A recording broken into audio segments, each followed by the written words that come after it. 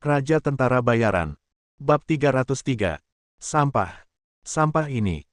Melihat jenazah putranya, ayah Masato Miyamoto, seorang pria yang berdiri di puncak karate di negara kepulauan, Yaoyang Miyamoto tidak menunjukkan kesedihan sedikit pun atas kehilangan putranya. Dalam situasi ini, Gengoro Gomori yang datang untuk menyampaikan pesan tersebut sama sekali tidak tahu harus bereaksi bagaimana, sehingga ia hanya bisa merangkak di tanah tanpa mengucapkan sepatah kata pun. Yao Shou, aku memberitahu jenderal saat itu bahwa apa yang ingin dia lakukan tidak sebanding dengan keuntungannya, dan dia hanya bisa melakukannya perlahan-lahan. Itu karena aku tidak bisa melihat metode kotor yang dia gunakan sehingga aku mengambil kembali milik keluarga Miyamoto. Prajurit dan tinggalkan dia sendirian. Setelah memarahinya beberapa patah kata, Miyamoto Yaoyang mengubah sikapnya dan berbicara kepada Gengoro Gomori dengan nada santai. Tuanku, apa yang terjadi kali ini adalah karena kelalaian bawahan saya. Saya tidak bisa melepaskan diri dari kesalahan atas kematian yang mulia. Gengoro Gomori tidak memenuhi syarat untuk mengobrol dengan Miyamoto Yaoyang. Yang bisa dia lakukan hanyalah meminta maaf padanya dengan suara yang sedikit bergetar. Bagaimana kamu bisa menyalahkan bawahanmu karena dipukuli sampai mati? Pukulan ini ditinju dari depan, dan itu sangat kuat. Pada dasarnya itu menghancurkan otot dan pembuluh darah utama di tubuh sang jenderal. Aku mengira dia akan mati. Itu sangat cepat dan tidak terlalu menyakitkan. Miyamoto Yaoyang mengabaikan kata-kata Gengoro Gomori. Dia adalah ahli dalam memurnikan energi dan menjadi dewa. Dia bisa dengan jelas melihat luka di tubuh Jenderal Miyamoto. Dia hanya bisa menyalahkan dirinya sendiri atas cedera yang diakibatkan oleh tabrakan langsung. Kekuatanku sendiri tidaklah cukup dan aku tidak dapat menemukan alasan untuk menghindar. Gengoro Gomori terus terbaring di tanah, tidak bisa berkata-kata. Faktanya, Gengoro Gomori tidak takut mati. Dengan semua orang terbaring di sini, Miyamoto, bagaimana dia bisa menghargai nyawanya sendiri? Namun di hadapan Miyamoto Yaoyang, ketakutan ini bukan hanya tentang kematian, tapi juga tentang kehidupan. Jika dia tahu bahwa dia akan mati, Gengoro Gomori bisa menerimanya dengan tenang, tapi sekarang Miyamoto Yaohei selalu meninggalkannya dengan harapan untuk bertahan hidup. Pikiran terus-menerus yang berkeliaran antara hidup dan mati tidak diragukan lagi bisa membuat orang mati gila. Tapi orang itu jelas sudah mati, kenapa masih perlu menembak jantungnya? Seburuk apapun orang itu, dia tetaplah anggota keluarga Miyamoto. Jika dia tidak cukup kuat, dia akan mati. Ditembak mati. Tidak ada yang perlu dikatakan. Setelah dia mati, dia masih harus menembak. Miyamoto Yaoyang tiba-tiba merasa emosional kembali. Di mata para pencaksilat generasi tua, perselisihan dalam dunia pencaksilat adalah hal yang lumrah sangat sulit. Apakah menyenangkan untuk ditonton? Namun Miyamoto Yaoyang tidak bisa menerima kenyataan bahwa putranya harus dipermalukan setelah kematiannya. Tuan telah mempermalukan menterinya sampai mati. Yang mulia, penjaga akan bunuh diri dengan melakukan seppuku. Setelah mendengar perkataan Miyamoto Yaohei, Gomori Gengoro akhirnya tidak tahan lagi. Daripada khawatir di sini dan bertanya-tanya apakah dia bisa hidup, lebih baik dia mati dengan bahagia. Tidak perlu. Kematian dengan pedangmu sendiri bukanlah masalah besar. Jika kamu benar-benar punya hati, mencari cara untuk menemukan musuh dan bertarung sampai mati lebih baik dari itu. Miyamoto Yaoyang bahkan tidak melihat ke arah Gengoro Gomori, dia berdiri dan berjalan langsung ke pintu. Jelas sekali, Tuan Miyamoto, salah satu dari 3 keluarga utama negara pulau yang telah hidup dalam pengasingan selama bertahun-tahun, telah memutuskan untuk melakukannya. Meninggalkan negara itu. Setelah Yaoyang Miyamoto keluar dari pengasingan, dunia seni bela diri di negara kepulauan, yang awalnya penuh dengan arus bawah, benar-benar menjadi badai berdarah. Dalam 2 bulan terakhir, di bawah pengaruh Miyamoto Yaohang, kekuatan 3 keluarga besar di negara kepulauan telah benar-benar berperan. Miyamoto Yaohang keluar untuk mengambil alih situasi secara keseluruhan menyembunyikan berita kematian Miyamoto. Dunia seni bela diri seluruh negara pulau, kecuali wilayah pengaruh 3 keluarga besar, gemetar di bawah kemarahan Master Miyamoto Yaoyan. Yang pertama menanggung beban terbesar adalah keluarga Hojo dan Mikawa di Kyoto. Miyamoto Yaohang secara pribadi datang ke pintu dan menakuti mereka semua sampai kencing maju kali ini. Miyamoto Yaohei jelas memiliki ide yang berbeda dari putranya. Di bawah kepemimpinannya, seni bela diri Kyoto tidak menjadi situasi di mana keluarga Kazama menjadi juru bicaranya, hal-hal kecil diselesaikan sendiri, dan semua keputusan besar harus diserahkan kepada kelas khusus. Dalam hal ini, tidak ada seorang pun dari 3 keluarga yang berani mengajukan keberatan. Sekarang, Tuan Agung, Yang Mulia, baru saja kehilangan putranya membunuh seseorang di saat berikutnya. Menghadapinya, tidak ada seorang pun dari ketiga keluarga yang memiliki ide untuk bertarung, karena itu sangat mustahil. Tentu saja, orang-orang berakal sehat seperti tiga keluarga Kyoto bukanlah satu-satunya di dunia seni bela diri negara kepulauan itu. Banyak sekte bawah tanah atau organisasi yang tidak mau mematuhi disiplin telah pecah menjadi pertempuran besar dan kecil dengan kelas khusus. Di bawah serangan penuh prajurit keluarga Miyamoto, suara-suara yang berlawanan ini menghilang satu persatu dalam badai berdarah. Setelah menyelesaikan banyak masalah serupa seperti badai, Miyamoto Yaoyang berangkat untuk mencari jejak Shen Lian. Pada saat ini, Shen Lian dan Li Hengqi meninggalkan kota Yuanmu. Wow, orang tua ini benar-benar kuat. Dia sangat sombong dan terbuka. Setelah mendengarkan deskripsi Li Hengqi tentang situasi saat ini di negara kepulauan itu, Shen Lian hanya bisa menghela nafas dengan emosi.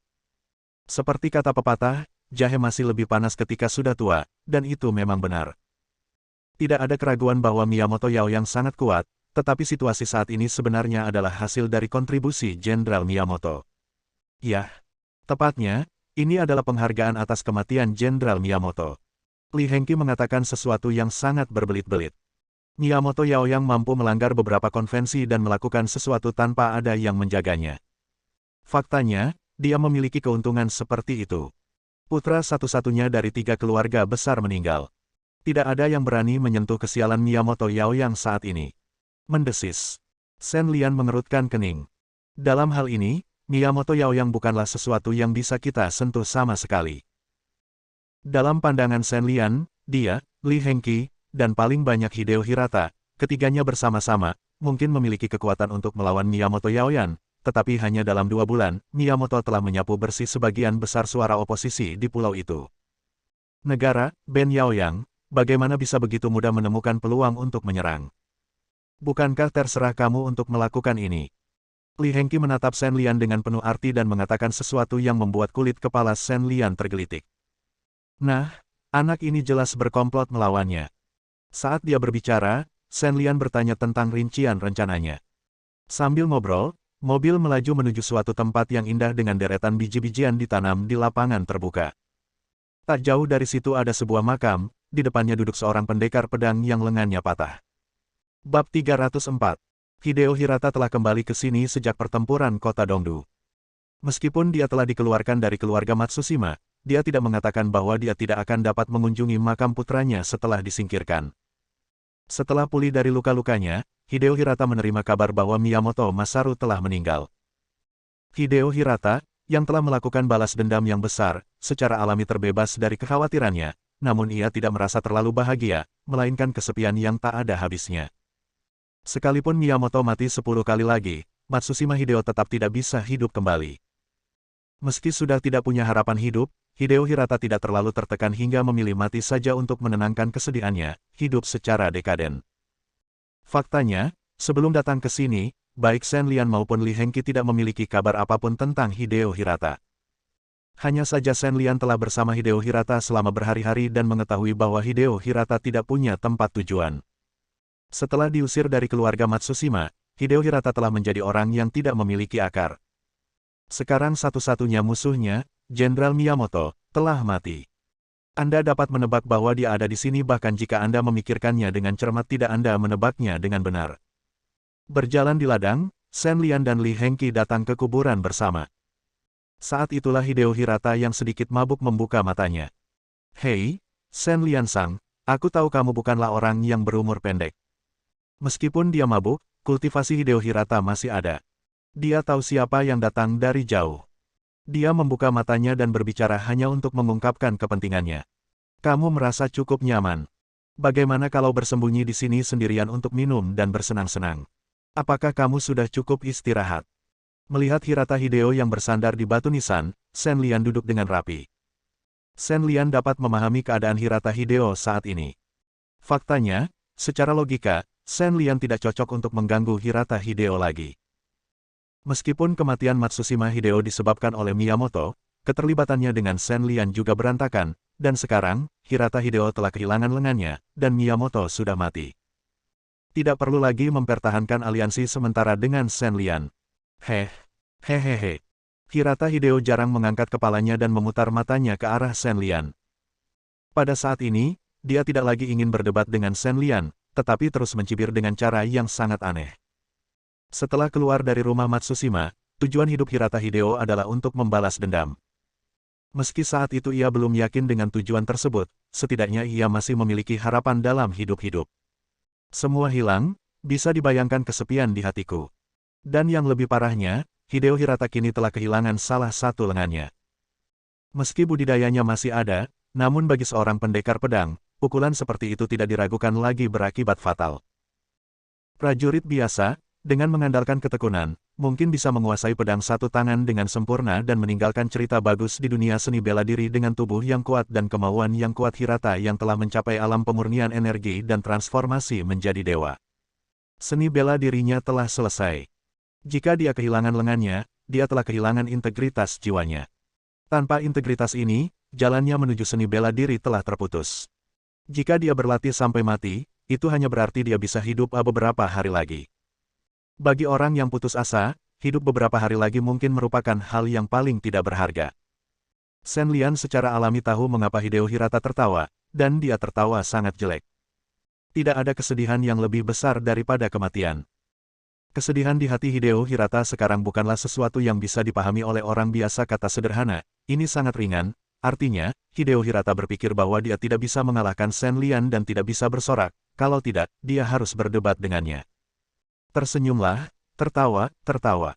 Jelek sekali tertawa, apanya yang lucu? Shen Lian juga tidak bisa berkata-kata. Orang ini benar-benar gila saat ini.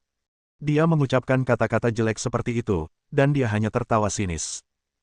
Hideo Hirata, segala sesuatu yang kemarin seperti kematian kemarin, dan segala sesuatu hari ini seperti kehidupan hari ini. Bagaimanapun juga, kamu adalah ahli dalam bidang pemurnian energi dan transformasi menjadi dewa. Kamu tidak boleh terlalu tertekan. Ayo pergi bersama dan lanjutkan untuk menjelajahi dunia.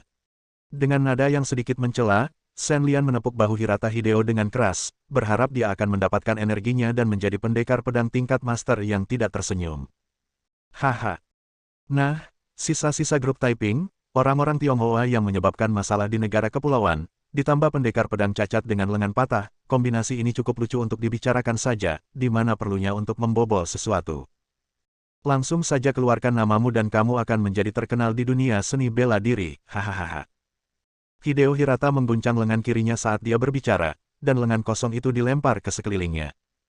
Dia terlihat sangat lucu, tapi senyumannya tidak bisa menyembunyikan sedikit pun kesedihan. Omong kosong. Jika kamu benar-benar cacat, siapa yang berminat datang ke sini? Hirata, keterampilan bela dirimu adalah satu-satunya hal yang dapat membuat orang terkesan. Bisakah kamu lebih berhati-hati? Shen Lian mengatakan sesuatu yang Hideo Hirata tidak mengerti sama sekali. Apakah kamu buta? Bagaimana aku bisa tetap menjadi orang cacat palsu ketika aku mengangkat lengan bajuku begitu tinggi? Hirata Hideo menjatuhkan lengan bajunya dengan keras, lalu menyesap anggur kental, menoleh dan tidak ingin berbicara dengan Shen Lian lagi. Hei, Hirata, aku melihat penyelamatmu dan bahkan tidak menyapanya. Saat mengobrol, Shen Lian memperhatikan Li Hengqi yang berdiri di sampingnya tanpa mengucapkan sepatah kata pun. Li Hengqi, yang memberikan perhatian khusus pada penampilannya, tidak duduk di tanah bersama Shen Lian. Mengenakan pakaian formal yang layak, dia hanya tersenyum dan menyaksikan Shen Lian dan yang lainnya mengobrol. Ini hanya sedikit usaha, bukan penyelamat. Mendengar Shen Lian menyebut dirinya, Li Hengqi melambaikan tangannya dan berkata, "Penyelamat. Ngomong-ngomong, hanya ini nyawaku yang tersisa, hahaha." Hideo Hirata terdiam, lalu tertawa lagi, membuat Shen Lian terdiam beberapa saat. "Berhenti bicara omong kosong, bangun dan ikuti aku. Lenganmu ini bisa disembuhkan."